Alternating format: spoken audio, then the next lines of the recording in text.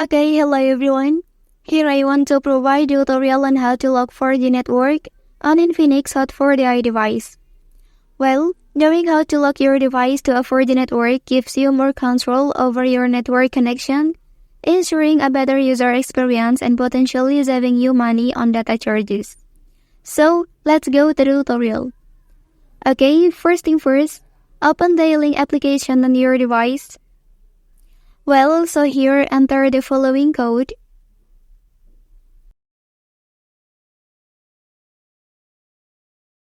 Okay, after that select the first option, and here look for the down arrow and tap on the option.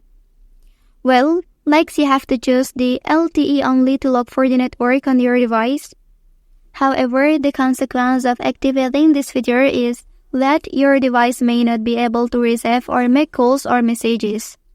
But you will still be able to perform call operations when you return it to this initial mode. Well, that's the tutorial on how to log 4G network on Infinix Hot 4Di device. If you are helped by this video, don't forget to like and subscribe to get other information from this channel. Thank you.